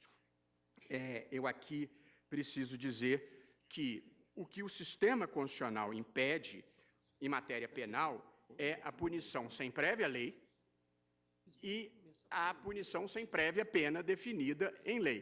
Nós não estamos nem punindo sem lei, nem punindo sem prévia pena. Essa é uma norma de processo, na verdade, é a interpretação de uma norma de direito processual penal. As normas de processo penal, por força do próprio Código de Processo Penal, artigo 2º, têm aplicabilidade imediata, aplica-se desde logo, e essa não é uma norma mista, é uma norma tipicamente processual. E aqui, presidente, por todas as vênias, também não é possível o réu dizer que ele cometeu o crime na esperança de que o sistema muito ruim nunca fosse pegá-lo e que, portanto, ele achava que ele nunca ia ser preso, nunca ia ter que... É curioso esse argumento, ministro Barroso, porque Vossa Excelência já disse-o bem, que praticamente a metade da população carcerária brasileira está recolhida a esses cárceres em caráter provisório. E ninguém se incomodou até aqui com isso, com as más condições das prisões de caráter provisório. Nunca se ouviu a OAB, por exemplo, levantando voz contra isso e tudo mais. E isto E necessariamente em regime fechado. Isso, em regime fechado. Até então, o discurso do crime hediondo era o discurso simbólico mais forte. Toda hora se anunciava mais uma pena, mais um crime de caráter hediondo, e nunca se incomodou com isso. Veja, a verdadeira punição ocorria exatamente com a aplicação da prisão provisória. Veja que os discursos, de alguma forma, aqui têm alguma incompostibilidade. Agora se diz, poxa, mas vai se acelerar a execução nesse sistema? É o mesmo sistema. Nós temos uma população... Veja, nós temos 360 mil presos. Desculpe-me, 360 mil vagas para 700 mil presos. Quer dizer, só a enunciação desse número já fala per se. E que nós temos um absurdo. Quer dizer, presos em delegacia. Um amontoado de presos em delegacia. Tanto é que nós já decidimos 2 casos aqui relevantes. A questão da coisa julgada inconstitucional, tem determinação para que o CNJ proceda a esse levantamento. A questão do regime semiaberto, que é preciso que haja um cadastro de presos. Em suma, essa é uma área que restou abandonada. É o tema talvez mais desafiador em termos de direitos humanos. E é isso. E agora, talvez, com o sistema ficando mais igualitário, esta preocupação entre no radar da sociedade, do poder legislativo, das elites pensantes, de como nós vamos enfrentar esse problema do sistema penitenciário. Exatamente nesse aspecto. Nós já temos isto. Quer dizer, a rigor, metade da população carcerária brasileira hoje está recolhida, e muitas vezes, como se tem verificado, o crime de bagatela. 30% dos habeas corpus que nós concedemos, e nós temos esse levantamento na segunda turma, e acredito que não é muito diferente na primeira turma, nós concedemos 30% dos habeas corpus. E uma boa parte delas diz respeito a crime de bagatela. O indivíduo que furtou um chocolate, uma barra de sabão e coisa do tipo. Muitas vezes respondendo já com prisão provisória. Então, ministro Gilmar, mas já sob o influxo dessa virada jurisprudencial, as turmas têm se preocupado em adotar essas outras medidas substitutivas. Sim. Que advieram exatamente para esvaziar o sistema penitenciário dessas pessoas com prisão Ainda não. Isto, na verdade, foi submetido ao crivo desenvolvido, judicial. inclusive, no Pacto Republicano. As medidas alternativas à prisão foi aprovado, inclusive, na minha gestão no CNJ. Mas o que eu estou dizendo é exatamente que nós temos hoje uma população carcerária de quase 700 mil presos, estamos ganhando mais uma Copa do Mundo, que nós não queremos ganhar, e metade dessa população é de presos provisórios, que vão para os presídios e muitos deles estão em delegacias, porque não há vagas adequadas. E esse tema não é visitado. O Ministério Público não vai a presídio, juiz não vai a presídio. Quando eu cheguei ao CNJ, juiz de execução, encontrei vários juízes de execução que nunca tinham ido a um presídio. Essa é a realidade brasileira. Esse tema ficou totalmente esquecido. Então, quando se traz o discurso agora de que vamos precipitar a execução a partir do 2º grau, parece estranho, porque nós estamos olhando já a metade dessa população carcerária que é presa provisoriamente. Alguns que, inclusive, poderiam ter ficado isentos da prisão por tornozeleira, por qualquer mecanismos alternativos hoje do 312, né, do CPP. Em suma, só para tentar... agradeço a contribuição de... E eu estou de pleno acordo. E agradeço a contribuição de Vossa Excelência. Presidente, eu vou concluir, sempre lembrando que há tribunais, e a preocupação do ministro Lewandowski, aqui eu gostaria de enfrentá-la uma afirmação. Há tribunais que recalcitrantemente descumprem linhas jurisprudenciais firmadas pelo Supremo.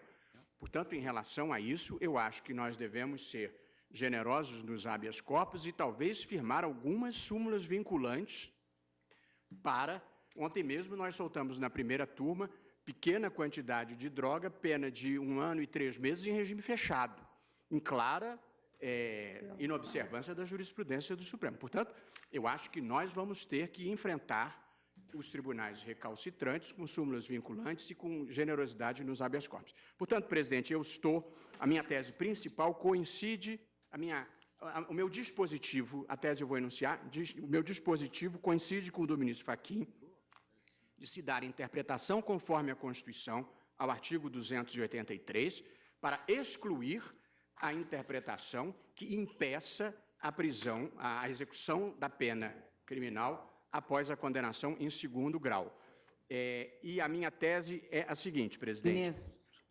Ministro, Vossa Excelência, portanto, está indeferindo a cautelar, indeferindo os 2 pedidos alternativos. Sim. Indeferindo.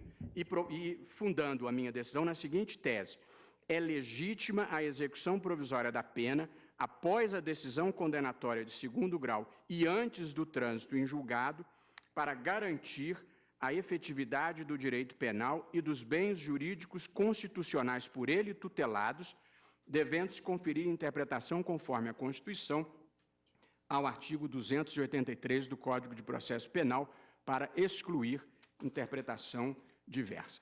Mais uma vez, cumprimentando os ilustres advogados. Pois não. Excelência, me permita. Sempre, com muito gosto.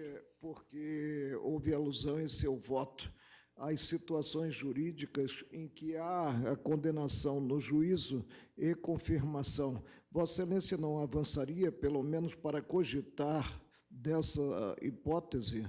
Ministro Marco Aurélio, eu penso que não. Portanto, a minha resposta é não. Mas acho... De início, não há nada que garanta que a decisão de 2º grau seja mais acertada do que a de primeiro. Em linha de princípio, a resposta talvez fosse diversa, porque se é o tribunal de revisão, supõe-se, em tese, que ele tenha melhor capacidade de rever, porque senão não estaria legitimada nem a nossa função aqui. Embora não haja o olho no olho, né? Mas eu acho, ministro Marco Aurélio, um dos critérios que eu utilizo no julgamento de habeas corpus na turma, na papeleta que eu recebo da minha assessoria, é dizer se 1º grau e 2º grau são convergentes. Porque se 1º grau e 2º grau não forem convergentes, eu acho que aquilo precisa ser olhado com mais atenção. De modo que eu concordaria com Vossa Excelência que, havendo divergência, sobretudo porque o advogado, eventualmente, pode ser surpreendido com algum fundamento na condenação de 2º grau, eu acho que nós recaímos na generosidade na questão do habeas corpus ou, eventualmente, na concessão de cautelar no especial para sustar-se a execução provisória. De modo que eu não mudo a minha proposição jurídica, mas não considero irrelevante a observação feita pelo ministro Marco Aurélio. Pois não. Senhores ministros, eu suspendo a sessão nos termos regimentais. Voltaremos às 16h25.